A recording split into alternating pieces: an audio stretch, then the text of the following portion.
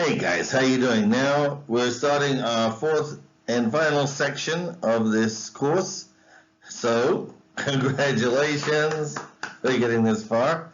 And there won't be much further to go, I promise you. Although it's going to be a bit of a slog. So, gear up. Today we're discussing social stratification, and in this entire section we'll be talking about different forms of inequality, and then we'll be talking about social change and social movements. Does this sound familiar to you?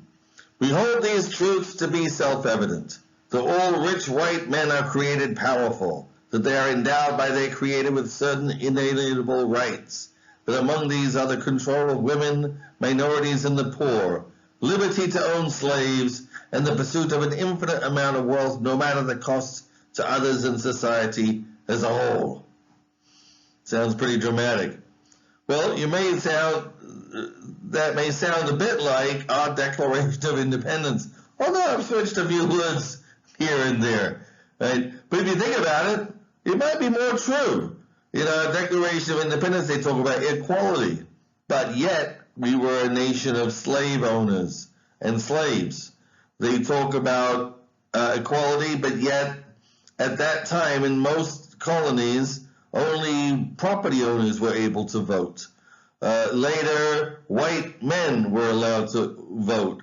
The vote for other groups and for women didn't come until much, much later. The issue of the division of wealth is still an issue that we deal with in America and in many other countries in the world. And the question, of course, is, are these things necessary? Are these things a part of a proper society, or are they not? So what is social stratification? We're talking about any time the society is divided into ranks according to hierarchical categories that are rooted in society, not the individual. Certainly, some individuals may be smarter than another, some individuals may be better football players, but when we're talking about social stratification, we're talking about differences between people that are rooted in society that persist over generations. Typically, most societies have some form of stratification, but of course there's a wide variation in how it occurs. In all cases, it's going to affect people's life chances of individuals. The group or the level you are born into is going to have a huge impact on your ability to do things in life. Whether you have to struggle or whether things come easily will be based on the privileges and advantages you had at birth. And almost always you will have there will be an ideological system that justifies and even claims this system is fair and proper, whether that is based in religion, for example, income inequality. People will say, well, they earn more because they're smarter, or they earn more because this is a way of encouraging people to work harder. Slavery, well, they're slaves because they did something wrong, or because their group is inferior. Gender inequality, because women are not as good as men at certain things. The first system is what we call a closed system, sometimes called a caste system. India is very often used as a classic example, although it's not the only place in which this system exists. Typically, in India, I should say, there are four basic castes. So you have the Brahmin on top, they are the priests and the academics. The second caste is made up of warriors and kings. Then you have a third caste made up of merchants and landowners. And finally, the fourth caste is made up of peasants, servants, commoners, workers, and things like that. And at the bottom is a group called the untouchables. So these people, technically they're out of the caste system, and these are the people who do all the dirty work in society, all the work that is considered impure for other people. So this is a very rigid system. It's based on ascription, that is, the group you're born into, you are ascribed to that group and you must stay within that group. So if you're born a Brahmin, maybe you're not that smart, but you're going to be an academic. If you're born a Kshatriya, you might not be very brave, but you're going to be a warrior. If you're born into the Vaishya, you might not be very good at math, but you're going to be a merchant or a landowner, and etc., etc. So your birth will determine your occupation. People have to marry within their caste. You're not supposed to marry somebody above you or below you. And it's, in this case, reinforced by culture. So this is, in Hinduism, there's a belief in reincarnation. So in your next life, you'll be born into a higher or lower level, depending on how you did in this life. So essentially, if you don't like your position in society, it's your own fault because in some previous life, you screwed up. And there's also a notion of pollution. So if you touch anything that's not a part of your caste, you are impure, you have to go through a ritual purification process, and this is why the untouchables are there to do all the dirty work. Now, this kind of a system is fairly typical of agrarian societies, where most people have to face a lifetime of very hard work and basic poverty. They are extractive economies where you're basically extracting materials directly from nature for the most part. So in these systems, most people will be at the bottom in the Sudra caste. Some people would be in the merchant landowner caste, a few people in the warrior kingly class, and then very few people in the Brahmin caste. Now, if you think about it, this really limits social change. And of course, as India has industrialized in the last decades, it has in many ways tried to challenge this caste structure, tried to open up opportunities, because if you want people to move up, how do you get them to move up if they're supposed to stay in their place? So it's a very strict system, a very rigid system. It doesn't allow for social change very quickly because it creates a huge cultural barrier to social change in many ways. Essentially, the ideology of this kind of society is accept your fate, stay in your place, and you'll be better off in the next life. Now, more modern societies, industrial societies, are typically called open systems or class systems. It doesn't mean that they're completely open, but in theory, at least, there is the ability to move up. And a lot of this is not individual movement so much as structural movement. So, for example, as the economy changed from agrarian to industrial, people moved from the farms to the cities.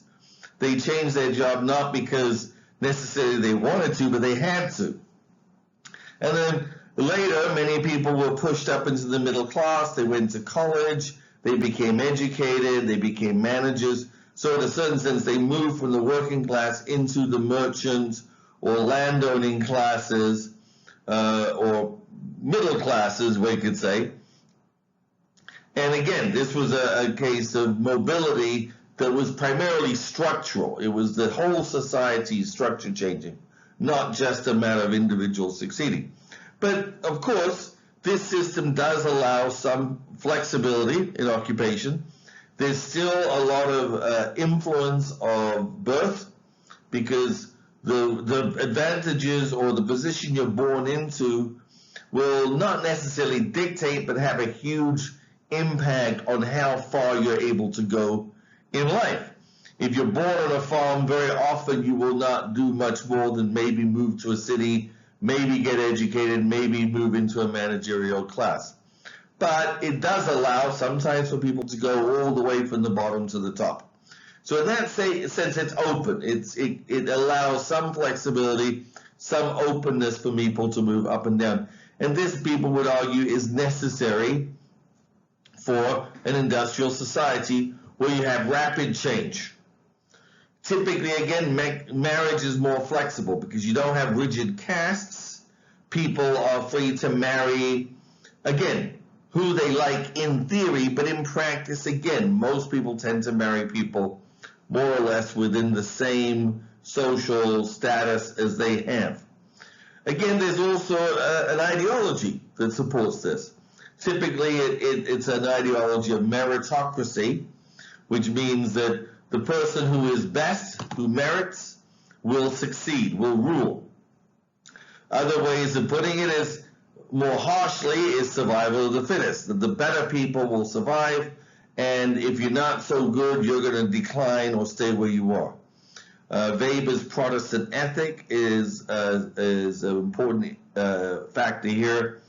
And of course, the assumption is because those who succeed are seen as people who did it on their own merits, then if you fail or you don't succeed, then that's also blamed on you. So it tends to blame the victims. If you're not able to succeed for whatever reason, you're blamed for being lazy, for not taking advantage of things, and so on and so forth. So as I said, in industrial societies, this fits better because it allows flexibility, but it still suppresses revolution, because if people are poor and they say, hey, we're poor, we deserve something better, then the system will say to them, well, you're poor because you're lazy, right? So instead of telling them you're poor because God told you to be poor, they'll say you're poor because you're lazy. So it actually creates an ideology in which the rich are seen as better because they're rich, and the poor are seen as less because they're poor. And if you fail, you've only got yourself to blame. Now, for example, when we think about race relations in industrial societies, particularly, for example, in the history of the United States or in places like South Africa where they had a structured system. In the U.S., of course, we had Jim Crow. In South Africa, they had apartheid, where each race was supposed to be separate from the others. Then you have a mix of class and caste. Racially, you're in a caste system, but within the races, there is some class mobility.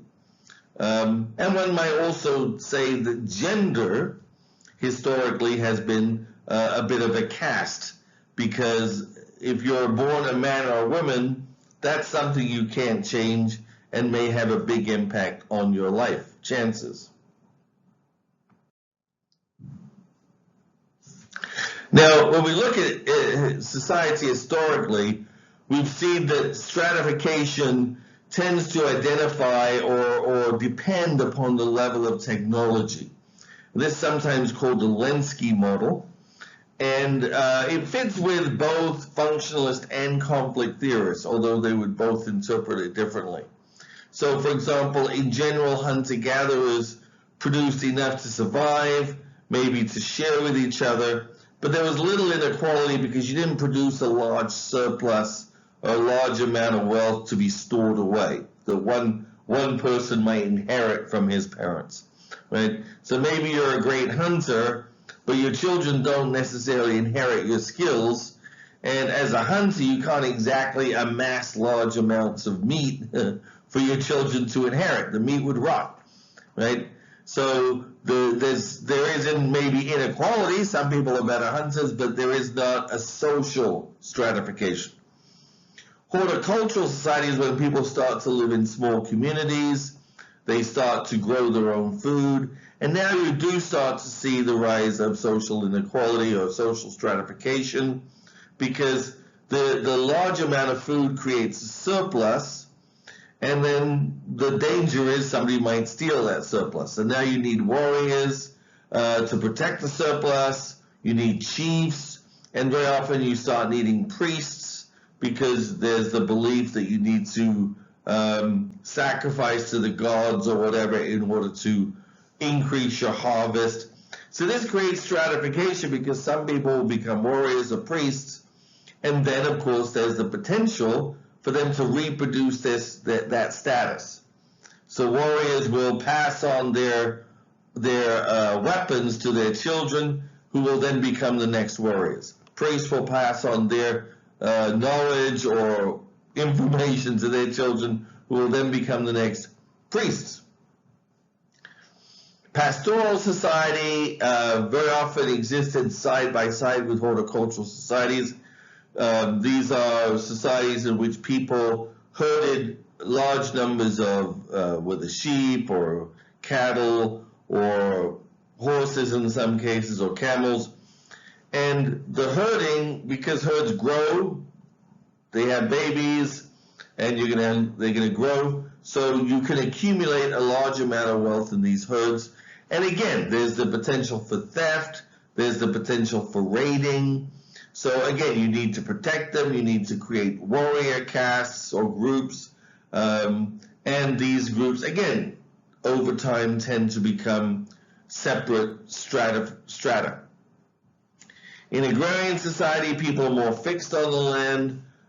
They tend to grow even more surplus on the same land. The nobility, as we talked about earlier, then claim control of the land. God gave us the land, and we're here to protect you, the peasants. So give me half your food, right? So they basically use their privileges, and then these statuses become hereditary. So by agrarian society, stratification becomes solidified in society, whereas before horticultural and pastoral societies, it usually was a bit more fluid. But in agrarian societies, you see a rigidity emerging in the social stratification. The king is born the king, the nobles are born nobles, the peasants are born peasants, the slaves are born slaves, and it is possible but difficult to move from one status to another. Now, in early industry, there was a decline in agriculture, or rather a decline in agricultural labor.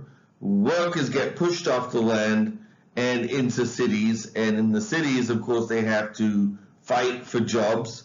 So a lot of people become impoverished. You see more inequality emerging in society. Some people start becoming fantastically wealthy or immensely wealthy, but it does start to break down the aristocratic system of the agrarian societies.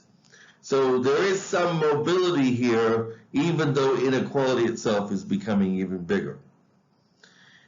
In later industry, we're talking about the late 19th century, you have the rise of unions and you have the rise of democratic reforms. And what these tend to do is give more power to the people in unions or working in factories that could organize and demand, for example, a higher salary. So we start to see, in some sense, there's still a lot of inequality, but in some sense you start to see that social change in the stratification system. As these people are able to organize, get higher wages, they move up into the middle class. This doesn't necessarily benefit everybody. A lot of workers are still excluded, agricultural workers, minorities, women. Typically it's white men who were the early beneficiaries of these systems. And sometimes, frankly, they used racism to block, or sexism to block women or block minorities from having access to the better paying jobs. In post-industrialism, this is kind of where we're at today, although some people say we're in a post-industrial society. More of the industry goes to the third world, where wages are lower, where people are still starving, and so employers can get more workers for their money. Inequality again starts to grow, and the question is, what's going to happen? So in countries like America or Europe, there was a period where a lot of people felt that these countries would collapse because all the industry went abroad. However, they then became the nucleus of more service economies, the internet economy, the information economy, sometimes it's called. So that this created a new boom in those societies. But did it benefit everybody? We will show later that there's been a huge increase in inequality, particularly in some countries like the United States. However, in Europe, they use higher taxes to keep levels of equality, or at least lower levels of inequality, put it that way. So, for example, if you look at the curve, you would see that as time goes on, this is called the Kuznets curve, the level of inequality goes up as society develops, as the level of technology develops.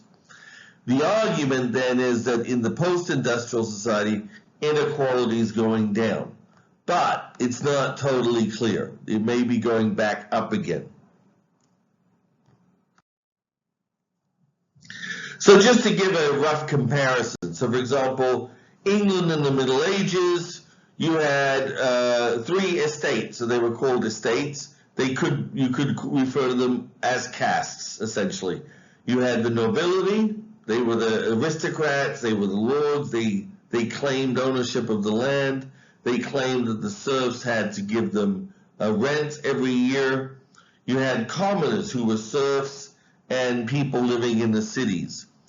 And then you had clergy. The clergy were kind of separated out because they were a special group. You had to become clergy. You couldn't be born into the clergy because in England in the Middle Ages it was a Catholic country and priests and monks were not supposed to have children. So therefore you couldn't actually reproduce it as a caste. But they would recruit from the nobility and from the commoners. And so that, in a certain sense, became one way of social mobility in the Middle Ages. On the other hand, in the cities, you did have the growth of industry and merchants, and so you started to see differentiation in the cities between merchants, guild masters, and other workers in the city. So in fact, that's where the class inequality starts to emerge in the cities, and as the Industrial Revolution occurred, this then became the dominant pattern. Now you still have in England today aristocracy, you have lords and ladies, you have the House of Lords, in which everybody who is a lord or a baron or an earl automatically has a seat and has a vote. So they can vote on matters before the government. And you still have a king, or in this case right now a queen, right, a monarch, right? And the monarch in theory is still in control of the country and all the country's goods. So for example, they say Her Majesty's Navy, Her Majesty's Air Force, Her Majesty's Army, right? Her Majesty's government. But in practice, power has shifted to the Commons. It's shifted to literally what they call the House of Commons, which represents the population as a whole. So it basically represents what previously were considered the commoners, the people living in cities and the people, peasants and so on, living in the countryside. So you have some systems of privilege still existing, the aristocracy and the monarchy, but in practice they don't really have much power, that much privilege anymore. Most power and privilege has shifted to money, to income. So the House of Commons has real power, but now it's more of a class society where really what's more important is how much money you earn.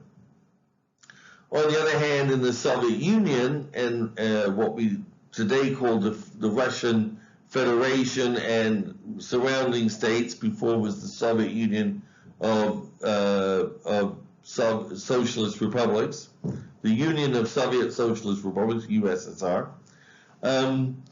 This happened because of the ideas of Marx of capitalism turning into communism that we talked about before.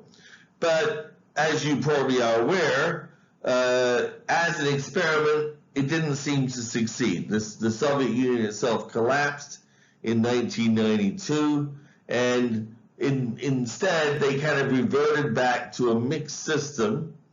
Some things still are owned by the government, but most assets were sold. And so you had a process of rapid industrialization under communism, which created a bureaucracy, and many people believed that was, in essence, really a new class of people, because the bureaucrats were better positioned to give advantages to their children.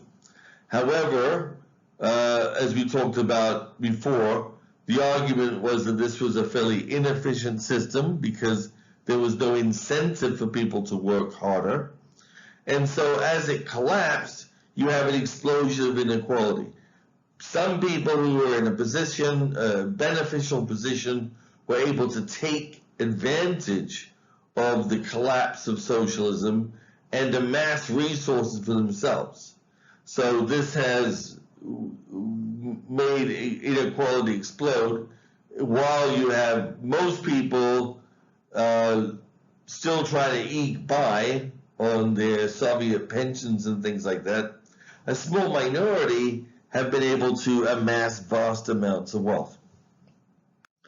So, what do our main theorists tell us about social stratification? Well, remember the functionalist theory again. Again, remember the functionalist theory is about how society stays together. So how does stratification keep society staying together? Shouldn't it be bad for that? Well, the Davis-Moore thesis, based on two people, basically explains how stratification is necessary for society.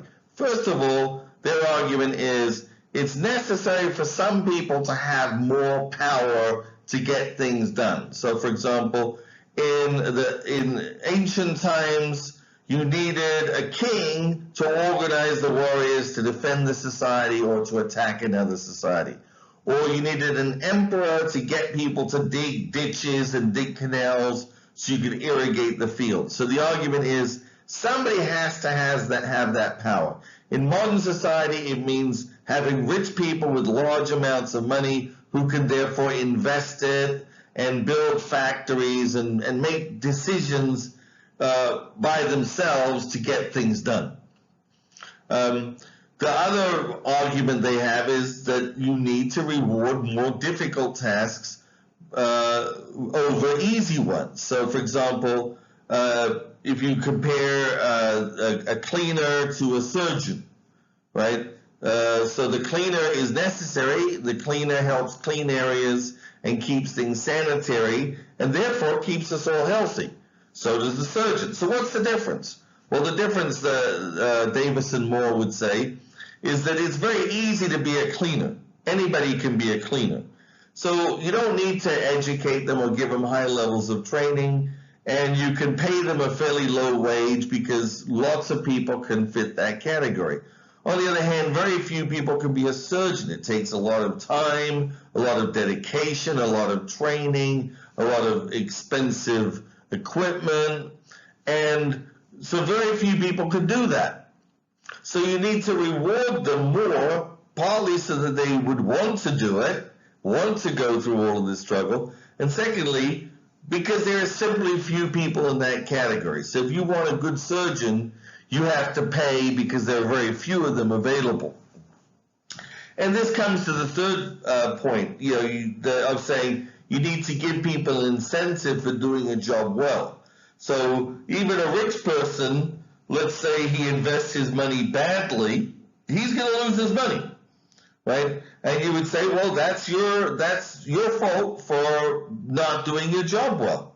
On the other hand, if he makes extra billions of dollars, well, that's his incentive for investing wisely rather than just spending his money on foolish things. Now, most functionalists did assume that in modern society, stratification would be reduced because that was, again, the tendency in the 1950s and 60s that the middle classes were getting wealthier and therefore their concentration of wealth was higher in society. However, there are some problems with the logic of functionalist theory. First of all, if resources are divided according to power as opposed to according to merit, then this kind of disrupts at least part of this argument. So, for example, if I can become wealthier simply by grabbing the wealth and I don't need to necessarily do a better job because I have a monopoly or because I have the ability to get it done, then you might say this doesn't actually help society to improve. For example, when you think about nurses versus doctors in a hospital, both of them require a high level of training, a high level of skill, but yet we still prize doctors more highly. Is it because most of the doctors are men and most of the nurses are women? And then you find that as women go into certain areas of medicine, again, you still find that those areas dominated by men, they're still earning more. So is the distribution really based on the merit, or is it based on the power they have in societies? In other words, if white men are always going to get the better job, what's the point of working harder if you're not white? You might ask yourself, are celebrities really worth millions of dollars? Are CEOs worth billions of dollars?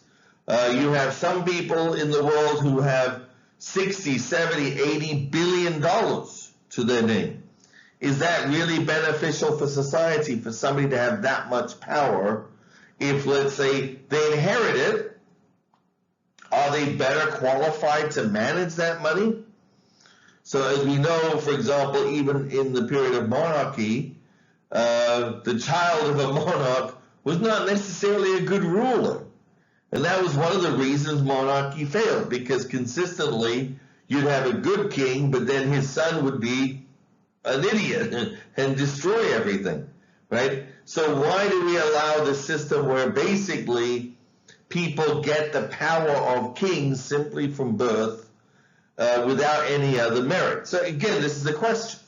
What about winning the lottery? Is it functional to give one person millions of dollars, even if they never earned it?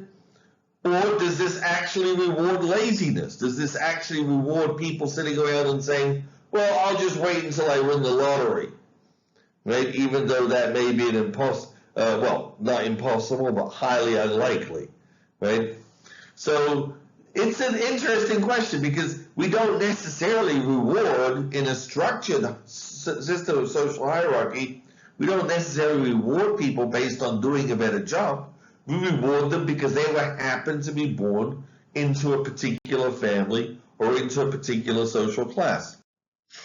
So conflict theory takes a different approach. They believe that basically the system is rooted in a division of classes in which one class uses its power over the others. So we discussed this a bit before, but just to go over it again, the essential argument is that it's based on who owns the means of production.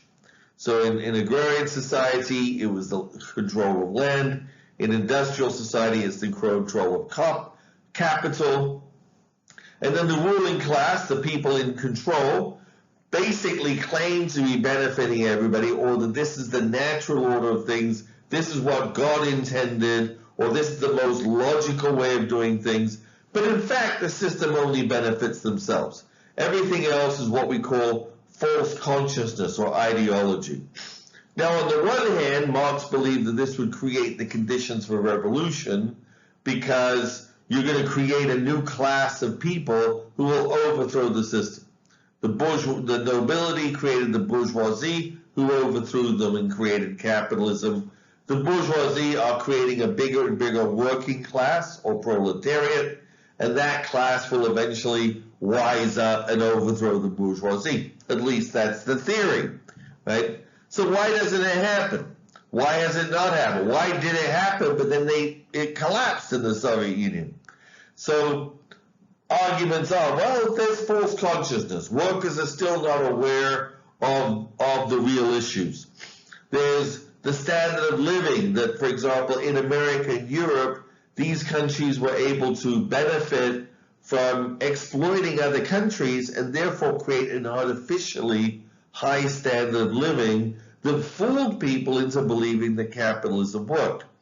At the same time, unions and some protections for workers and state intervention at times of crisis, such as, for example, giving out massive amounts of money to people in order to prevent them from having a revolution, right? So all of these things made it look as though capitalism worked. But the argument of the conflict theorists is that these things are only temporary, and of course each one will make the situation worse in the future. So for example, every time we have a crisis, the government bails out businesses, gives some money to people, and then what happens? We have a huge debt, right? Every year we have a bigger debt, and a bigger debt, and a bigger debt, and when a crisis occurs, an even bigger debt. When will that debt be paid? What will happen when we have to pay that debt? Right? And at the same time, you have this concentration of wealth, you have the growing inequality, you have the weakening of unions, and global competition. So all the things that kept the system together may be falling apart. Will it lead to revolution? Well, we'll have to see. Now, Max Weber didn't necessarily believe that a revolution would be the solution. He tends to think of stratification in three different categories. So you had class, income, which basically was the amount of money you had, status or prestige, like what people thought about you, and party, which meant organization, not having a good time. Right? So together, these things create social economic status, and these things will determine your life chances. So, for example, you may have a lot of money, but no prestige. Like maybe a lawyer. He's got money, but nobody likes him, right? Or you may be well organized, like workers in a factory, and you're able to use that organization to increase your wages a little bit, and maybe increase your status a little bit. If you're a college professor, you may have high prestige, people think you're smart, but you're not terribly wealthy, and you're probably not very well organized with other people. You don't have good political connections. So they can influence each other, but they don't determine each other. And even in history, different forms might be dominant at different times. So for example, in agrarian society, status was dominant, being a noble, being a priest. In industrial society, class is dominant, being wealthy. In socialism, party was dominant, being well connected. Right? So Weber believed revolution wouldn't change things. You would just change class into party organization. And the question is whether that's any better or maybe worse. There are other theories about stratification. So, for example, microsociological theories focus more on how status is asserted and defined in everyday interaction. So earlier we talked about Garfinkel's degradation rituals, how people are degraded in ways that reassert or assert a lower status on them. And I'm going to invite you to read an article called Color Trouble, which illustrates this point very well. Look at how ownership is asserted. So, for example, in India and in ancient time, in the Middle Ages in England, they had a monopoly on salt, right? So salt, only one company could make salt, and this was a way by which the crown made money, because they would sell these monopolies to people, right? But that meant they had to protect that right. So if you went out and you made your own salt, you were violating the monopoly, and the king had to come down and hit you on top of the head. And you may have heard of a time in India as part of the independence movement. Gandhi was able to challenge the system by telling people, let's go to the seaside and make salt. And when he had 1 million people making their own salt, the government had to go down and they had to literally beat old ladies on top of the head for making salt. Right? So you think about that, right? Does that make the British government look good? No, it made them look terrible, right? And it illustrated the injustice of the system, right? But the same thing happens if you think about it in a supermarket. If you're accused of shoplifting in a supermarket, they will grab you, they will search you. They are asserting their ownership over not just everything in the supermarket, but over you. Think about money, right? We talked earlier about how money is simply a medium of exchange. Again, we assert ownership over money by locking it away, by asserting certain rights to it.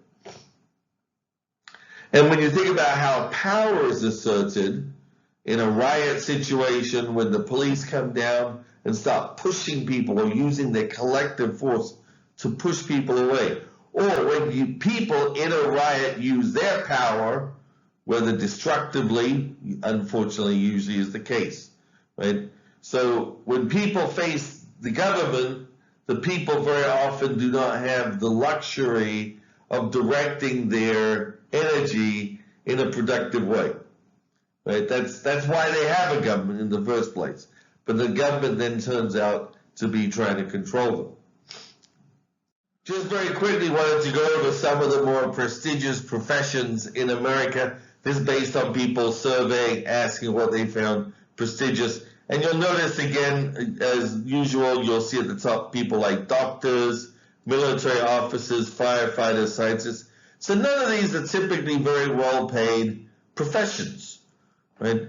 Teachers there, somewhere in the middle, perhaps. On the bottom, you have things like real estate agent, actor, banker, accountant. So notice how many of these categories, stockbroker, are wealthy, right? I mean, certainly real estate agents generally are a bit wealthy. Bankers, they have the money. Accountants count the money. Stockbrokers make money. So it's interesting how in America, we don't actually give money or high-earning jobs a high level of prestige. We tend to give prestige to other types of jobs where we recognize people have more intellectual sides. But at the same time, we are a heavily money-dominated society. And good question, Sherry. If actors are so low status, how come so many people are obsessed with them? Well, obsession doesn't necessarily mean you value something. It generally means you're curious about it. So people are curious about actors because actors seem to be like, celebrities. They seem to be bigger than life. They seem to make huge amounts of money. Of course, most actors don't. Most actors are struggling, and maybe that's the ones who have low status, the ones who are struggling. I don't know. The survey was not very clear. So thank you very much for joining me. I hope you have a good day, and see you in the next lecture. Bye.